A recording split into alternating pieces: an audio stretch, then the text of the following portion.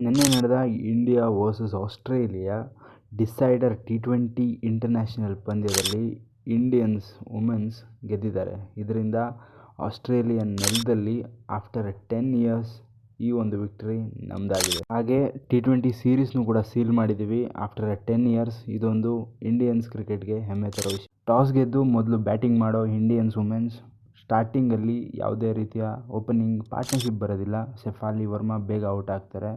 ಒಂದು ಎಂಡಲ್ಲಿ ಸ್ಮೃತಿ Mandhana classy innings ಮತ್ತು Jemimah Rodrigues join ಆಗಿ ಒಳ್ಳೆ ಪಾರ್ಟ್ನರ್ಶಿಪ್ನ ಬಿಲ್ಡ್ ಮಾಡ್ತಾರೆ.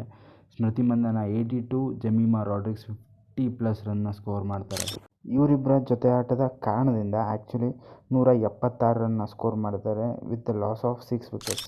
176 ರನ್ನ ಚೇಸ್ ಮಾಡೋಕ್ಕೆ ಬರೋ ಆಸ್ಟ್ರೇಲಿಯಾಗೆ ಓಪನರ್ಸ್ ಯಾರೂ ಕೂಡ ನೆರವಾಗೋದಿಲ್ಲ. ಲಿಚ್ಫೀಲ್ಡ್, ಪೆರ್ರಿ ಯಾರೂ ಕೂಡ ನೆರವಾಗೋದಿಲ್ಲ ಎಕ್ಸೆಪ್ಟ್ ಆ್ಯಸ್ಲಿಂಗ್ ಗಾರ್ಡ್ನರು. ಬ್ಯಾಟಿಂಗ್ ಬರಬೇಕಾದ್ರೆ ಆಸ್ಟ್ರೇಲಿಯಾ 86ಗೆ 4 ಇರ್ತಾರೆ. ಆವಾಗ ಬ್ಯಾಟಿಂಗ್ಗೆ ಬರೋ ಗಾರ್ಡ್ನರು ಒಬ್ಬರೇ ನಿಂತು 50+ ಸ್ಕೋರ್ ಮಾಡ್ತಾರೆ. ಇಂಡಿಯಾ ಪರ ಅತಿ ಹೆಚ್ಚು ವಿಕೆಟ್ಸ್ ತೆಗೆದಿದ್ದು RCB ಆಟಗಾರ್ತಿಯಾಗಿರೋ ನಮ್ಮ ಟಗರು ಪುಟ್ಟಿ 3 ವಿಕೆಟ್ ತಗೋತಾರೆ 22 ರನ್ ಕೊಟ್ಟು.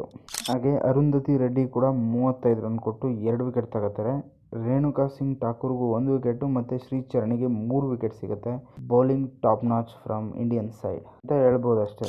ಇಷ್ಟೆಲ್ಲ ಆಗಿ ಟೋಟಲ್ ಆಗಿ 9ಕ್ಕೆ 159 ರನ್ ಗಳಿಸೋಕ್ಕಷ್ಟೇ ಸಾಧ್ಯ ಆಗುತ್ತೆ ಆಸ್ಟ್ರೇಲಿಯನ್ಸ್ಗೆ.